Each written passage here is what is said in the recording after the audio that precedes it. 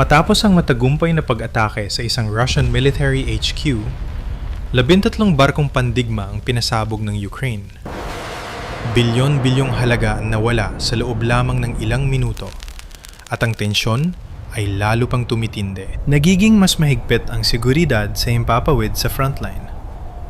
Isang Ukrainian MiG-29 ang pumasok sa mapanganib na teritoryo. Lumilipad ng mag-isa base sa plano. Hindi ito pag-atake sa mga trench o sa mga armor column.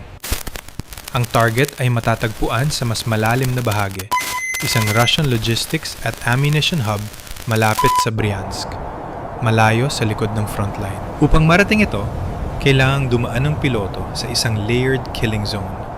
Nakaantabay ang S-400 Triumph radar na nag-i-scan sa lawak na daan-daang milya. May mga Buk M3 battery na naghihintay sa mga lambak at mga Su-35 fighter na nagpapatrolya sa itaas, habang ang mga Shilka gun naman ang nagbabantay sa ibaba. Walang escort ang pilotong ito at bawal ang anumang pagkakamali. Sa ilalim ng mga pakpak nito ay nakakabit ang isang GBU-30 Sham glide bomb. Maliit ito, tumpak, at nakamamatay. Isang aircraft, isang sandata, at isang makitid na flight path sa gitna ng mga system na binuo para pabagsakin ang anumang lumilipad. Mula sang bahagi ng mundo nyo, ito pinapanood? Malayo ba kayo? O ilang hangganan lang ang pagitan? I-comment nyo ang inyong lungsod sa baba. Kung napanood nyo ang nakaraang video, ito na ang susunod na hakbang.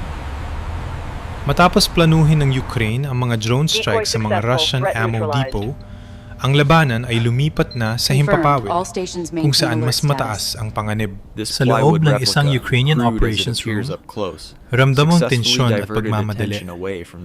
Naglalakihang mga mapa ang nakapaskil sa dingding, puno ng mga pulang marka ng banta. Bawat posibleng ruta ay pinagdedebatehan, ibinabasura, at muling binubuo.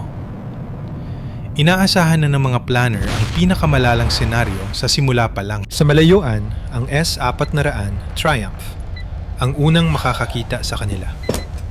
Ang engagement radar nito ay kayang umabot ng higit sa 100 milya. At kapag nag-lock na ito, ang 4 na 8 and 6 interceptor na nagkakahalaga ng mahigit $1 milyong bawat isa ay lilipad sa loob ng ilang segundo.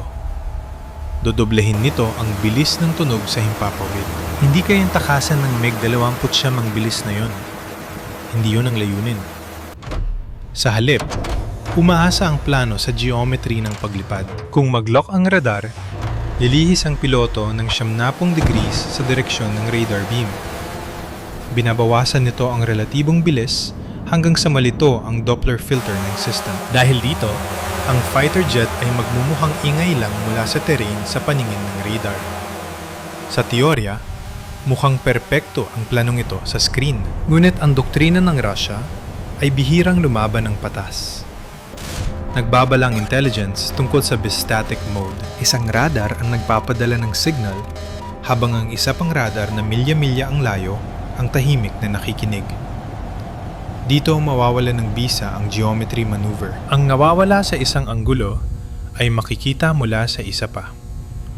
Ang langit ay hindi na isang linya, kundi isa ng lambat. Sa loob ng silid, natahimik ang lahat.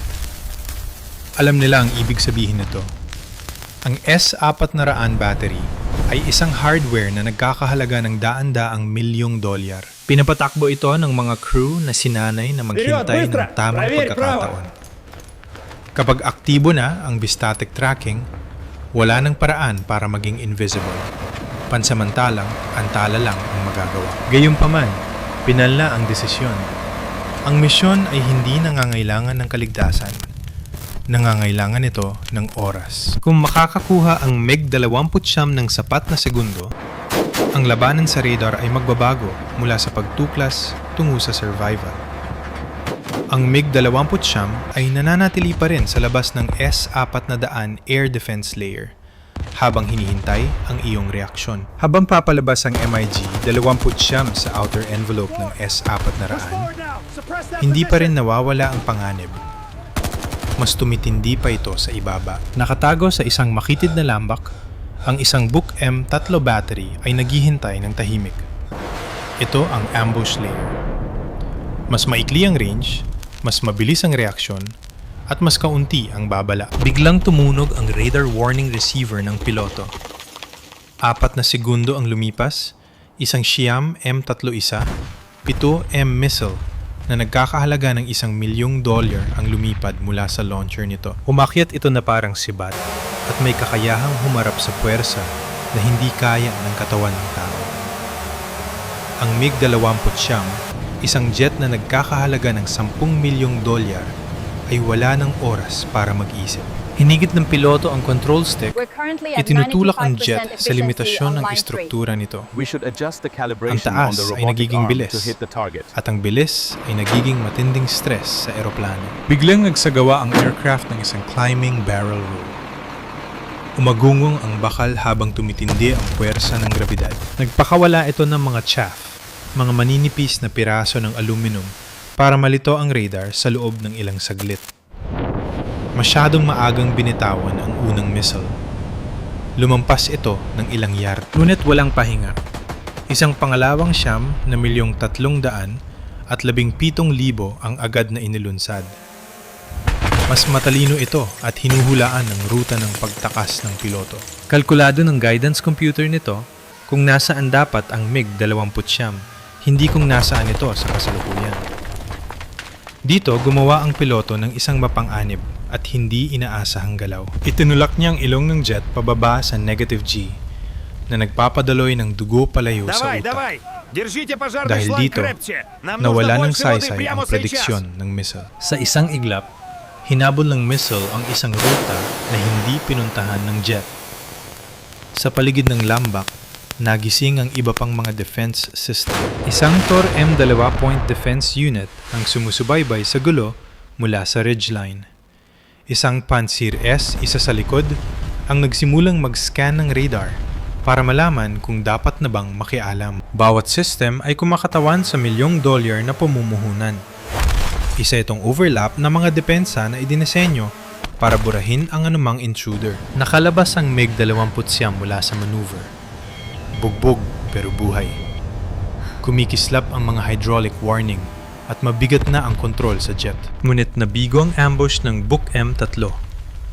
2 mamahaling interceptor ang nasayang kapalit ng ilang segundong bentahe. Sa modernong labanan sa himpapawid, ang segundo ay parang pera at kailanman ay hindi naging ganito kamahal ang oras para sa piloto. Ang pinakamapanganib na sandali ay hindi ang pagtakas, kundi ang pag-akyat. Upang pakawalan ng GBU 30, kailangang umakyat ng MiG-20 sa medium altitude. Dito, lantad siya sa radar na idinisenyo para makita ang eksaktong galaw na ito. Dahan-dahang itinaas ng piloto ang ilong ng jet habang binabantayan ang altimeter na papuntang 15,000 pie. Bawat segundong lumilipas sa pag-akyat ay parang hiram na buhay. Ang glide bomb sa ilalim ng pakpak na nagkakahalaga ng $40,000 ay nangangailangan ng maayos na posisyon at stable na GPS lock. Hindi ito maaaring madaliin. Agad na nakita ng mga Russian crew ang pag-akyat. Aktibo na ang fire control.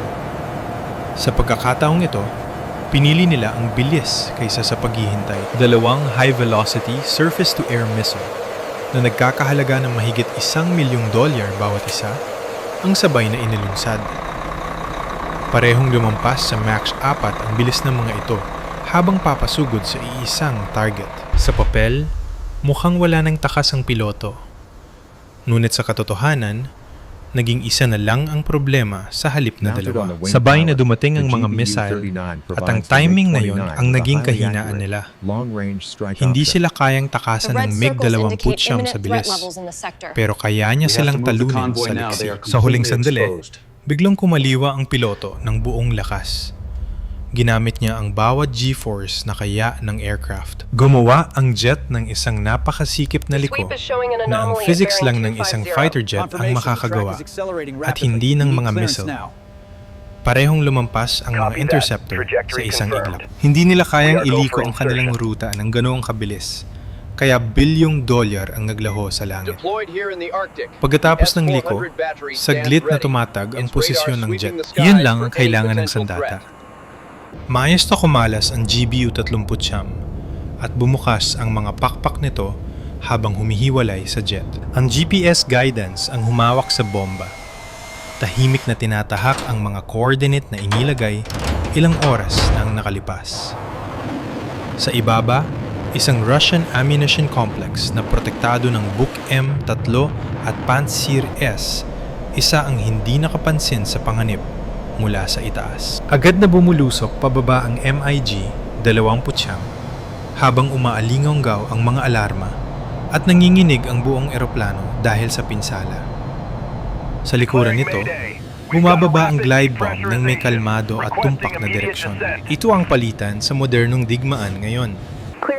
Isang murang sandata na tumpak ang asinta laban sa mga mamahaling depensa. Ang GBU-39 ay hindi nagpaparamdam. Dumarating ito mula sa itaas. Tahimik at tumpak nitong tinamaan ang gitna ng Russian logistics compound. Sa loob ng isang bahagi ng segundo, tila walang nangyari. Ngunit pagkatapos ay nag-react ang buong cell. Ang mga nakaimbak na bala na maayos nang nakastack ay biglang naging isang malaking konektadong system. Sumiklab ang mga propellant at nag-apoy ang fuel vapor. Ang enerhiya na dapat sana ay gagamitin sa giyera ay biglang kumawala ng sabay-sabay. Ang pagsabog ay kumalat sa buong complex sa isang kisap mata. Dandang toneladang artillery shell, rocket, at explosives ang sumabog ng sunod-sunod. Nawasak ang mga warehouse at gumuho ang mga matitibay na shelter. Ang shockwave ay umabot sa layong katumbas ng ilang football field. Nabaluktot ang mga semento at tumalsik ang mga transport vehicle na parang mga laruan. Ang mga secondary blast ay kumalat sa mga karatig na storage zone dahil sa tindi ng presyon at init. Sa loob ng ilang segundo, ang isang logistics hub na nagkakahalaga ng bilyon-bilyon ay tuluyan ng nawasak bilang isang pasilidad. Hindi lang ito isang simpleng pagsabog. Ang tunay na epekto nito ay kung ano ang mga mawawala pagkatapos nito. Ang mga unit sa frontline ay biglang nawalan ng daloy ng supply. Ang mga artillery battery tulad ng BM-21 Grad ay kailangang magtipid sa bala. Hindi na nila kayang magpakawala ng mga nakaplanong salvos. Ang mga missile unit na may hawak ng Iskander-M ay napilitang i-delay ang kanilang pagkilos. Ang maayos na delay ng supply sa likuran ay naging barado at tahimik. Mabilis na nag-update ang mga command screen. Hindi apoy ang makikita sa mapa, kundi kawalan. Isang mahalagang node ang nagdilim. Ang mga ruta ay kailangang baguhin, kaya lalong humaba at naging manipis ang supply lines. Ang mga truck na dapat ay magkakarga sa site na ito ay nakatigil na lang o napilitang bumalik. Ang mga crew ay nag-a-adjust na ngayon sa loob ng ilang araw, hindi lang oras. Bumagal ang takbo ng labanan, hindi dahil sa direktang pressure sa frontline, kundi dahil ninakaw ang kanilang oras. Iyon ang tunay na epekto ng pag-atake. Isang maliit na glide bomb na pinakawalan milya-milya ang layo ang sumira sa momentum na binuo sa loob ng ilang buwan. Walang armored thrust ang napigilan sa gitna ng pag-atake. At walang linya ang nakikitang gumuho. Sa halip, ang operational clock ang naantala. Ang mga fire mission ay umikli at ang mga maneuver ay pansamantalang huminto. Hindi natatapos ang hunt sa pagsabog sa lupa. Sa maraming paraan, doon pa lang ito nagsisimula. Mabilis na nag-react ang Russian command mula sa air defense tungo sa air pursuit. Isang Su-35 ang mabilis na pinaakyat para humabol. Ang makapangyarihang radar nito ay nag-scan sa buong kalangitan. Kumpara sa bugbog ng MiG-29, napakabigat ng kalamangan ng Su-35. Ang Su-35 ay may mas malawak na saklaw, mas mabilis, at may mga sensor na idinisenyo para sa himpapawid. Sa teorya, dito na dapat matatapos ang kwento. Ang Ukrainian fighter ay hindi na maayos lumipad at mabagal na ang reaksyon nito. Kumikislap ang mga warning lights sa loob ng cockpit ng piloto. Bawat galaw ay gumagamit ng mas maraming enerhiya kaysa sa nararapat. Mabilis na lumalapit ang Su-35, kinakain ng distansya sa bilis na daan-daang knots. Suportado rin ito ng isang A-50 airborne early warning aircraft na nabibigay ng targeting data. Sa likuran, isang S-300 battery ang nakaredy para parusahan ang anumang ruta ng pagtakas. Muling sumikip ang langit para sa MiG-29. Ngunit ang labanan sa himpapawid ay hindi lang nakabase sa kung ano ang nakasulat sa papel. Ang Su-35 ay matagal nang lumilipad bago pa ito inutusan na humabol. Naging mahalagang usapin na ang krudo na hindi maaring balewalain ng piloto. Upang ituloy ang pag-atake, kailangang mag-commit ng Russian pilot, bumulusok, pabilisin ang jet at tanggapin na baka hindi na siya makabalik ng ligtas dahil sa kulang na krudo. Tumatakbo ang mga kalkulasyon sa loob ng cockpit. Distances sa target, burn rate ng fuel, at layo ng base. Ramdam ng MiG-29 ang pressure, pero hindi ito nagpanik. Nanatili itong mababa, dumidikit sa mga bundok para malito ang Su-35 sa pagitan ng altitude advantage at visual certainty. Ang bawat liko ay maingat, hindi para manalo, kundi para hindi makakuha ng malinis na target ang kalaban. Lalong lumapit ang Russian jet, pero nag-alinlangan ito. Mabilis na nauubos ang krudo kaysa sa inaasahan. Ang pagkakataon para bumaril ay lumipas na. Napilitan ang Su-35 na umatras at bumalik sa sariling airspace. Ang desisyong ito ay hindi nakikita sa lupa, pero napakahalaga nito sa himpapawid.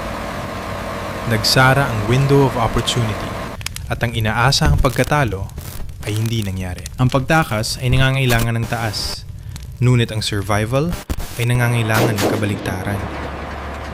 Dahil paubos na ang krudo at sira na ang mga system, bumaba ang MiG-29 sa treetop level. Mabilis itong lumipad sa mga baku-bakong terrain kung saan nawawala ang linaw ng radar. Ang desisyong ito ay nagpalit ng isang panganib sa panibago. Habang ang jet ay dumadaan sa taas, na ilang daang talampakan lang, isang lumang sandata ang nagising. Isang ZSU, 2, 3, 4, Shilka, ang nag-lock ng manual at nagpaulan ng bala. Ang himpapawid ay napuno ng mga 23mm rounds sa bilis na libo-libo kada minuto. Walang warning tone o eleganteng geometry dito. Puro tumpak na dami lang ng bala. Nayanig ang MiG-2, putsyam ng tamaan ng buntot nito. Nanginig ang vertical stabilizer at bumagsak ang hydraulic pressure. Naging matigas ang mga control at huli na ang bawat galaw ng piloto. Ito na ang huling hadlang. Walang S-400 o Buk M3 dito.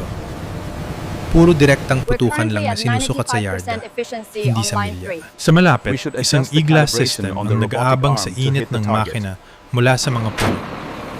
Sa likuran, ang isang Tunguska unit ay nag-aalinlangan kung dapat bang magpaputok sa gitna ng gulo. Pinanatili ng piloto ang jet sa mababang lipad para mahirapan ang Shilka sa pag-asinta. Kumaliwa siya at kumanan. Hindi hinahayaang maging direkta ang kanyang ruta. Isa pang bugso ng bala ang tumama sa fuselage. Bumukas ang mga warning lights. Sugatan na ang aircraft, pero lumilipad pa rin. Sa ganitong taas, ang bilis ang tanging buhay. Ginamit ng MiG-29 ang natitirang lakas nito. Nagtatago sa mga gilid ng bundok para takasan ang putok. Nagpatuloy ang Shilka sa pagpapaputok, pero hindi na nito maabot ang anggulo. Nawala na ang ingay sa likuran. Kung magtatagumpay ang planong ito, ang palitan ay napakalinaw. Isinakripisyo ng Ukraine ang isang murang glide bomb para maparalisa ang buong Russian logistics cluster. Nananatiling buo ang mga advanced air defense, pero ang kanilang timing ay nasira dahil sa pressure. Nakakakita ang mga sensor, lumilipad ang mga missile, pero ang koordinasyon ay nadidelay ng ilang segundo. At sa giyera, ang segundo ang nagpapasya sa magiging resulta.